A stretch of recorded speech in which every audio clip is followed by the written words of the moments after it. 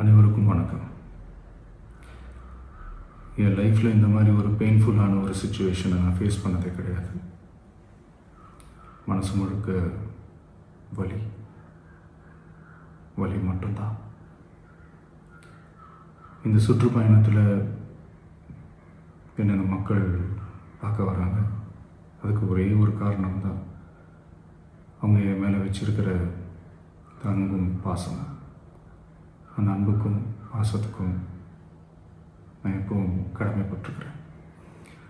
அதனால தான் இந்த சுற்றுப்பயணத்தில் மற்ற எல்லா விஷயங்களையும் தாண்டி மக்களுடைய சேஃப்டி, அதில் எந்த காம்ப்ரமைஸும் பண்ணிடக்கூடாதுன்றதுக்காக தான் அது என் மனசில் ரொம்ப ஆழமாக இருக்கும் அந்த எண்ணம். அதனால தான் இந்த அரசியல் காரணங்கள் எல்லாத்தையும் தவிர்த்துட்டு ஒதுக்கி வச்சுட்டு மக்களுடைய சேஃப்டி மட்டும் மைண்டில் வச்சுக்கிட்டு அதுக்கான இடங்களை சூஸ் பண்ணுறது, அதுக்கான இடங்களை பார்த்து பெர்மிஷன் கேட்குறது, போலீஸ் டிபார்ட்மெண்ட்டில் அதை ரிக்வெஸ்ட் பண்ணி கேட்போம். ஆனால் நடக்கக்கூடாதது நடந்துருச்சு. நானும் மனுஷன் தானே. அந்த நேரத்தில் அத்தனை பேர் பாதிக்கப்பட்டு இருக்கும்போது எப்படி அந்த ஊரை விட்டுட்டு என்னால் கிளம்பி வர முடியும்? நான் திரும்ப அங்கே போகணும்னு இருந்துச்சுன்னா அதை ஒரு காரணம் காட்டி அங்கே வேறு சில பதட்டமான சுச்சுவேஷன்ஸ், வேறு சில அசம்பாவிதங்கள், அந்த மாதிரி எதுவும் நடந்துடக்கூடாதுன்றதுக்காக தான் நான் அவாய்ட் பண்ணேன். இந்த நேரத்தில் சொந்தங்களை இழந்து தவிக்கிற அத்தனை குடும்பங்களுக்கும் என்னுடைய ஆழ்ந்த இரங்கலை தெரிவிச்சுக்கிறேன். எனக்கு தெரியும், என்ன சொன்னாலும் இது ஈடேயாகாதுன்னு எனக்கு தெரியும். ஹாஸ்பிட்டலில் ட்ரீட் பண்ணிகிட்ருக்கிற எல்லாருமே சீக்கிரமாக க்யூர் ஆகி வரணுன்றதை இந்த நேரத்தில் நான் வேண்டிக்கிறேன்.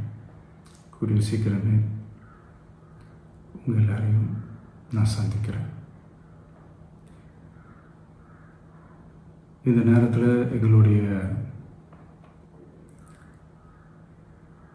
வலிகளை, எங்களுடைய நிலைமையை புரிஞ்சுக்கிட்டு எங்களுக்காக பேசின அரசியல் கட்சிகளை சார்ந்த நண்பர்கள், தலைவர்கள் அனைவருக்கும் என்னுடைய நன்றியை தெரிவிச்சுக்கிறேன்.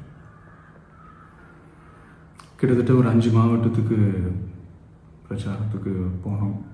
இந்த மாதிரி எதுவுமே நடக்கல. ஆனால் கரூரில் மட்டும் ஏன் எப்படி நடக்குது?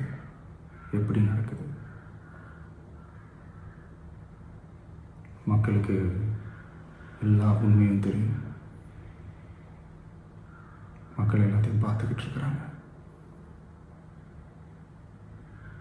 கரூரை சேர்ந்த அந்த மக்கள் அந்த உண்மையெல்லாம் வெளியில் சொல்லும்போது எனக்கு கடவுளே நேரில் வந்து இறங்கி அந்த உண்மைகள்லாம் சொல்கிற மாதிரி எனக்கு தோணுச்சு.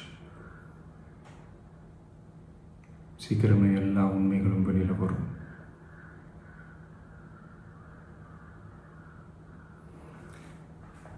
எங்களுக்கு தரப்பட்ட இடத்துல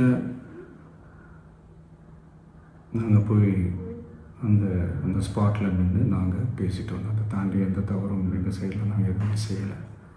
பட் இருந்தாலும் எங்கள் கட்சியை சேர்ந்த நிர்வாகிகள், தோழர்கள் மேலே எஃப்ஐஆர், அது மட்டும் இல்லை சோஷியல் மீடியாவை சேர்ந்த நண்பர்கள், தோழர்கள், அவங்க மேலே எஃப்ஐஆர்லாம் போட்டு இப்போ பிடிச்சிக்கிட்டு இருக்கிறாங்க.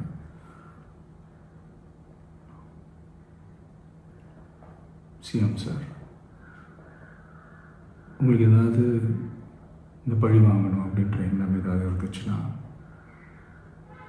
என்ன வேணாலும் பண்ணுங்க. அவங்க மேலே கை வைக்காதீங்க. நான் ஒன்று வீட்டில் இருப்பேன், இல்லை நான் ஆஃபீஸில் இருப்பேன். என்ன வேணாலும் செய்யுங்க. நண்பர்களே, தோழர்களே, நம்மளுடைய அரசியல் பயணம் இன்னும் ஸ்ட்ராங்காக, இன்னும் தைரியத்தோடு கண்டினியூ ஆகும்.